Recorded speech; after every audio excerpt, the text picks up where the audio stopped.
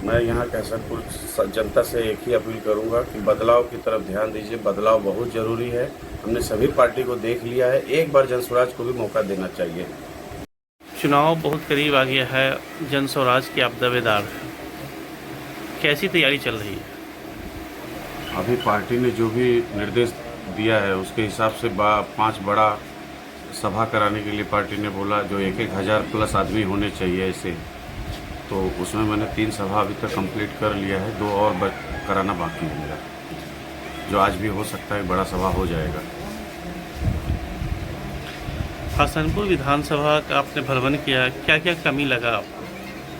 हसनपुर विधानसभा का पूरा भ्रमण में सबसे ज़्यादा यहाँ की रोड की समस्या है, रास्तों की, और यहाँ पर पढ़ाई में बहुत कमज़ोर है, और हॉस्पिटल के वजह से परेशानी, दवाइयाँ टाइम पर नहीं मुहैया होने की वजह से बहुत सारे लोगों की जान जा रही है यहाँ पर। अभी बहुत ही जल्दी एक सांप काट लिया, सांप काटने से उनको लेके जाते जाते यहाँ पे वैक्सीन नहीं था, दवा नहीं था विधान में, तो हसनपुर रेफ़र किया। जब तक हसनपुर पहुँचे तब तक उनका इंतकाल हो चुका था।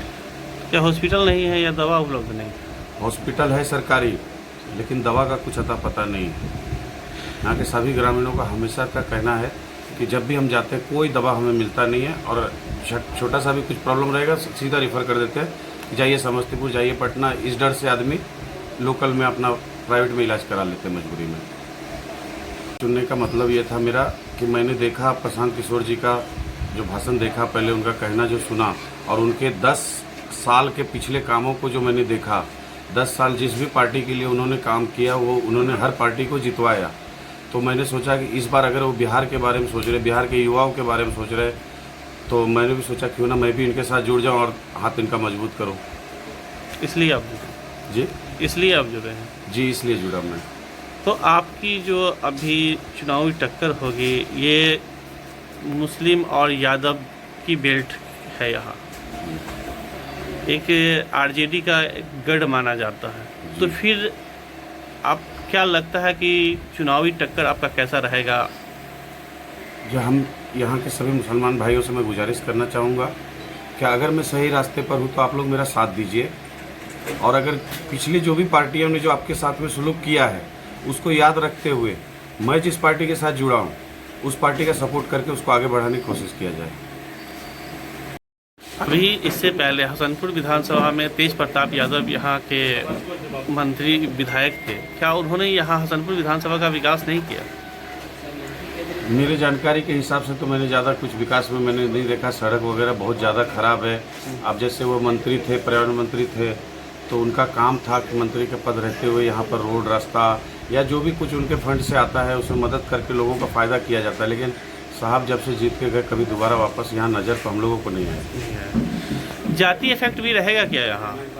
जाति इफेक्ट का भी बोल नहीं सकते हैं, क्या समीकरण बनता है आने वाले समय में। मैं मेरा मेहनत कर रहा हूँ, और यहाँ की जो आवाम है जिसे चाहेंगे उसको जिताएंगे आने वाले समय में।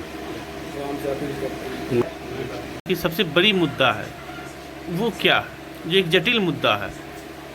यहाँ का सबसे बड़ा जटिल मुद्दा जो है वो रोड रास्ता का है, और यहाँ का स्वास्थ्य का है। जो हॉस्पिटल बना हुआ है लेकिन हॉस्पिटल पे कभी कोई सामान मुहैया नहीं होता है, दवाई वगैरह। तो इसके लिए काफ़ी लोगों की जान गई, कुछ डूबने से मौत हुई, कुछ सांप काटने से मौत हुई, कुछ रोड पे गिरने से मौत हुई, कुछ एक्सीडेंट से मौत हुई। ये सब बहुत सारी समस्याएं, अभी क्या गिनाऊं मैं आपको। यहाँ पे हम जब आ रहे थे कुछ ऐसा भी सुने हैं कि यहाँ कॉलेज भी नहीं है। हाँ, लोगों को समस्तीपुर जाना पड़ता है पढ़ने के लिए या रोसड़ा जाना पड़ता है। हमारे जितने प्रतिनिधि बोले थे उन्होंने सपना दिखाया था कि यहाँ पर हम कॉलेज खुलवा देंगे, स्टेडियम बनवा देंगे, जिला बना देंगे, लेकिन साहब यहाँ पर कोई वापस सुध-बुध लिए नहीं किसी का। प्रशांत किशोर का एक नारा है, बिहार बदलाव। तो क्या हसनपुर विधानसभा बदलाव की ओर जाएगी? निश्चित जाएगी, और जाना ही चाहिए। लोगों से मैं अपील भी करता हूँ कि एक बार बदलाव करके देखिए। पढ़े लिखे लोग हैं यहाँ पर, सब जुड़े हुए इस पार्टी के साथ में, और प्रशांत जी भी अच्छे खासे जाने माने पढ़े लिखे भी हैं और बहुत अच्छे काबिल इंसान हैं, और उन्होंने अपना काफ़ी जन धन बल सब कुछ लगा चुका है इधर यहाँ के चुनाव के लिए। तो अगर कोई आदमी बिहार बदलाव के बारे में सोच रहा है तो उसका थोड़ा तो सपोर्ट जरूरी है करना हमें। आ रहा ठगी का शिकार होते आ रहा है लोग। तो जन स्वराज पर हसनपुर विधानसभा की जनता कैसे भरोसा कर रही है? भरोसा करने के लिए तो किसी पे भरोसा किसी पार्टी दल पे नहीं किया जा सकता है, लेकिन उस पार्टी के अंदर जो जुड़े हुए लोग हैं, अगर वो हमारे साथ में सही कैंडिडेट हैं तो उन पर भरोसा करके हम चल सकते हैं। तो क्या लगता है हसनपुर विधानसभा की जनता को आप पे भरोसा करना चाहिए या मौका देना चाहिए? बिल्कुल करना चाहिए और मौका भी देना चाहिए। मैंने यहाँ विधान से पूरब साइड से शुरू किया राजनीति, और मेरे राजनीति जीवन यहाँ पे बहुत अच्छा रहा। क्योंकि हम लोगों ने यहाँ पर जाति पाति के लिए वोट किया, उसके बाद मंदिर मस्जिद के लिए वोट किया, उसके बाद जो जो मर्जी हुआ वो सब में वोट किया। एक बार बिहार में बच्चों के लिए वोट करना जरूरी है। जब बच्चे पढ़े लिखे होंगे, समझदार होंगे, तो घर बैठ कर के भी आज के रेट में यहाँ पर लोग कमा सकते हैं। मैंने बाहर रह करके भी देखा और यहाँ रह करके भी देखा, वर्क फ्रॉम होम इस हिसाब से लोग आजकल कमाते हैं घर बैठे बैठे भी। अगर बच्चा शिक्षित होगा, पढ़ा लिखा होगा, तो वो जिस जगह पर बैठा रहेगा वहीं से वो अच्छा खासा आमदनी इकट्ठा कर सकता है, कमा सकता है। तो सबसे जरूरी मुद्दा है जो प्रसाद जी ने लेकर के चला है, बस्ता छाप जो लेकर के चला है, वो लोगों को याद रखना चाहिए और उसी बस्ता छाप को मोहर लगा करके इस बार जिताना है हमें ज़्यादा से ज़्यादा मतों से। बिहार में अपराध बढ़ गया है, इस पर क्या बोलना चाहिएगा? और खासकर समस्तीपुर जिला अपराध में नंबर बना रहा। कल भी मेधो चौक है हमारे यहाँ से पश्चिम साइड में, वहाँ पर 2 ज्वेलरी की दुकान को लूट लिया गया है। मैं गया था कल वहाँ पर, तो वहाँ पे प्रशासन से भी बातचीत की, उन्होंने भी आश्वासन दिया जल्दी से जल्दी इसका कुछ निदान होगा।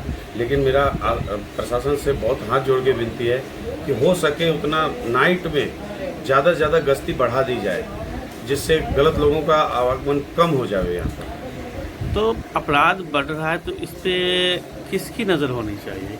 अपराध मुक्त बिहार कैसे बनेगा? देखिए, अपराध जो है वो बिना किसी के छत्र छाया से तो होता नहीं है। दारू मुक्त बिहार तो बना दिए नीतीश कुमार, अपराध मुक्त कैसे बनेगा? सर, दारू मुक्त बिहार नहीं बना है, उल्टा आसानी से बैठे बैठे घर तक दारू पहुंच रहा है। पहले तो ये होता था कि दारू तक पहुंचना पड़ता था, अब दारू खुद आपके घर तक पहुंच रहा है। उससे तो कुछ मुझे फायदा नजर नहीं आया दारू मुक्त से, लेकिन प्रशासन से यही कहना है कि ज़्यादा से ज़्यादा गश्ती करे और जो गुनहगार है उनको ज़्यादा से ज़्यादा सख्ती सजा देवे, ताकि गुनहगार लोगों का हौसला कम हो। मेरा नाम इम्तियाज आलम है और लोग मुझे बम्बैया मुखिया के नाम से यहाँ जानते हैं। मैं हसनपुर विधानसभा क्षेत्र से विधायक प्रत्याशी भी हूँ।